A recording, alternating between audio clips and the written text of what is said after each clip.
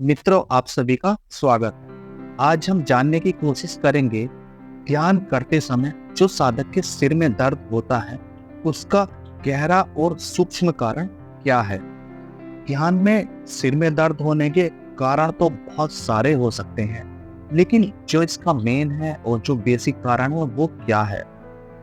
मित्रों, मैंने जो अपने अनुभव से सूक्ष्मता को पकड़ा है वो इस प्रकार है कि साधक के जो सिर दर्द का कारण है वो उसके बदलावों के ऊपर आधारित है। जैसे एक छोटा शिशु होता है, तो छोटा शिशु जो है वो कुछ साल की उम्र तक के लिए बिल्कुल परफेक्ट है और पर्याप्त है, संसार में जाने के लिए भी और आध्यात्म में जाने के लिए भी।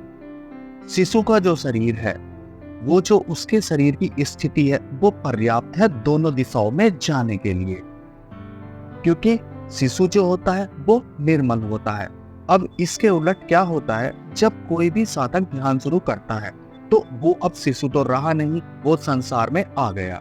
अब संसार की जितनी भी गतिविधियां, संसार के जितने भी व्यवहार, जो लालच है, काम है, सब इस प्रकार के जितने भी व्यवहार है वो उसके भीतर मौजूद है, वो उसने ग्रहण कर लिए हैं। अब वो मध्यांतर की स्थिति में नहीं है, क्योंकि वो मध्यांतर की स्थिति में होगा तो वो आध्यात्म की तरफ भी जा सकता है और संसार की तरफ भी जा सकता है। अब इन दोनों के बीच में उसे आना है। जब कोई भी साधक आध्यात्म के और संसार के बीच में आता है तो उसके शरीर के जो मूवमेंट है वो ध्यान करने से बदलते हैं, जिसमें बेसिक है सिर का दर्द। क्योंकि आप समझ सकते हैं, शुद्धता में जाने के लिए शुद्ध होना जरूरी है। अब शरीर को गहरी अवस्था में जाने के लिए, शरीर को समाधि की अवस्था में जाने के लिए भी उस अवस्था की जरूरत पड़ेगी जहां शरीर पूरी तरह से जड़ हो जाएगा, जहां पूरी तरह से समाप्त हो जाएगा। अब शरीर समाप्त होने के साथ साथ आपको उन सूक्ष्मताओं को जानने के लिए उस बुद्धि की भी जरूरत है कि जो आप उन सारी सूक्ष्मताओं को पकड़ सकें जो ध्यान के अनुभव के दौरान आपके साथ घटित होंगी। तो इसी में क्या होता है, जब कोई भी साधक ध्यान शुरू करता है तो उसके सर में दर्द होता है। वो उसका कारण सिर्फ इतना ही है कि जो ध्यान है वो जो आपने शिशु से लेकर और इतनी उम्र तक जहां आप ध्यान करने आ रहे हैं, इस उम्र तक की आपने जो संसार की यात्रा की है, ध्यान आपको वहां से पीछे की ओर ले जाएगा। जब ध्यान आपको पीछे की ओर ले जाएगा तो आप होंगे शिशुवत, और जब आप शिशुवत होंगे तो आपके लिए दोनों मार्ग फिर से खुले होंगे। आप चाहे तो संसार की तरफ चलिए, आप चाहे तो आध्यात्म की तरफ चलिए। अब इसी का जो मुख्य कारण है वो है सिर में दर्द होने का। अब सिर का दर्द जो है वो भी बहुत प्रकार से होता है। जो मुख्यतः ये वाला सिर का दर्द होता है, ये देखिए सिर की बीच की स्थिति में होता है। जो सिर का बीच वाला हिस्सा है ये उसमें दर्द होता है, कि जो सहस्त्रार के आसपास का हिस्सा है। जब आप ध्यान से इस तरफ को जाएंगे तो वहां आपके सिर में दर्द होगा। अब जैसे कि आप विचार अधिक करते हैं या आप अधिक सोचते हैं तो आपके जो माथे के ऊपर का हिस्सा होता है इसमें दर्द होता है। तो दर्द की भी जो जगह है, जो अवस्थाएं हैं वो बदलती हैं। अब जैसे आप बहुत अधिक चिंतातुर हैं, आप संसार की तरफ से ज्यादा चिंतातुर हैं, आपको कोई परेशानी सता रही है या आपके सामने कोई ऐसी स्थिति आ गई कि आप फंस गए हैं बुरी तरह, तब आपके माथे में और आपकी कनपटियों में दर्द होगा।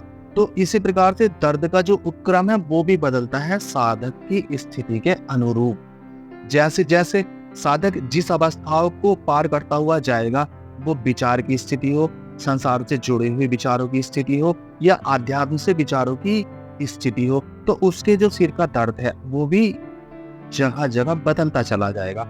अब सिर का दर्द आपके होता ही इसलिए है क्योंकि अभी आप जहां से चले थे वह आपकी बुद्धि के स्तर को उसी जगह पर लेकर जाएगा जैसे आप शिशुवत थे।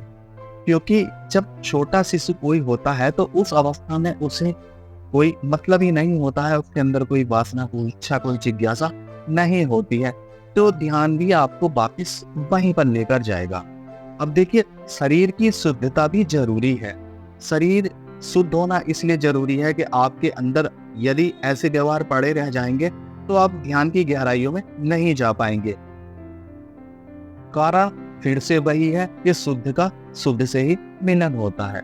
आपके शरीर में जितने भी दर्द होते हैं, वाइब्रेशन होती हैं, हड़कलें होती हैं, या कुछ भी आपके शारीरिक स्तर पर जितनी भी गतिविधियां ध्यान की अवस्था में या ध्यान के दौरान बदलती हैं, उन सबका सिर्फ मुख्य उद्देश्य इतना ही है कि वो आपको उसी पड़ाव पर वापिस लेकर जाएंगे जैसे कि आप शिशुवत थे।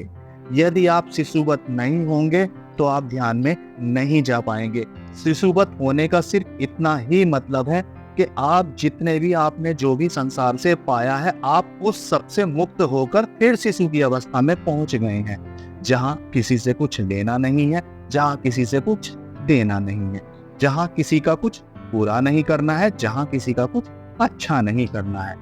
तो यही अवस्था आपको ध्यान की गहराई में लेकर जाएगी। शरीर के समस्त बदलाव सिर्फ आपको वापिस ही लेकर जाते हैं और कुछ नहीं करते हैं, क्योंकि उन सब बदलावों के बाद जब शरीर आपका जड़ अवस्था में आ जाएगा, आप शरीर को शिथिल करने लगेंगे, आपका शरीर छूटने लगेगा, आपको बोध होने लगेगा कि मैं शरीर से अलग हूं, तभी आपके ध्यान की वास्तविक यात्रा शुरू होगी।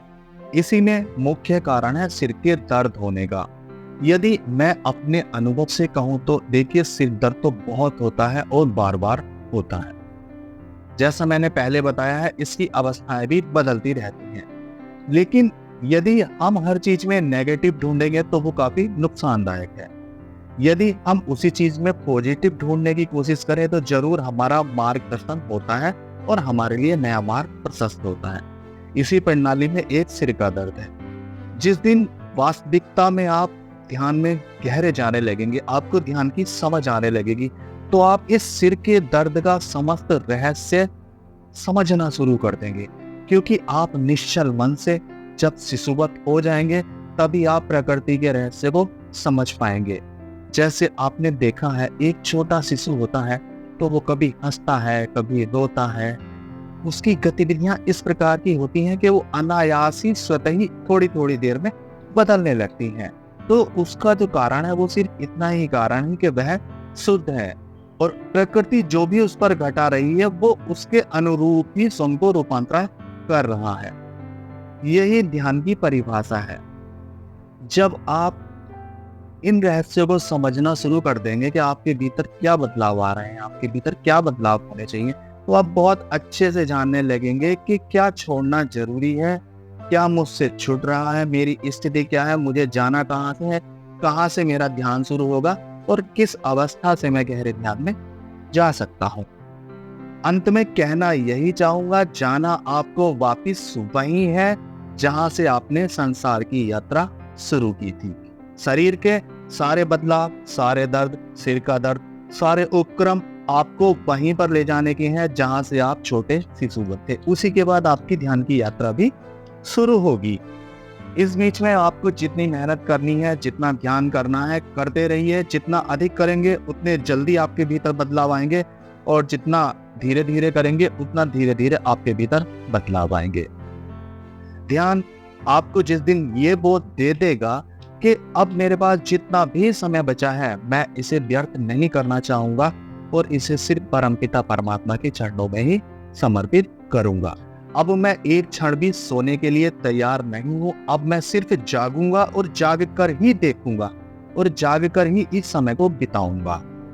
तब समझना आपने उस द्वार को तोड़ दिया है जो आपका अध्यात्म का पहला द्वार है। आप संसार से मुक्त हो गए हैं, आपकी आध्यात्मिक यात्रा शुरू हो गई है। परमपिता परमात्मा ने आपको अंगीकार कर लिया है, आपको अपनी शरण में ले लिया है।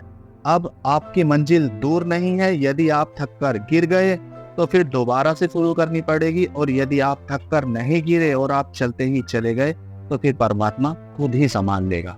आज की इस चर्चा को यहीं समाप्त करता हूँ। आप सभी को प्रणाम।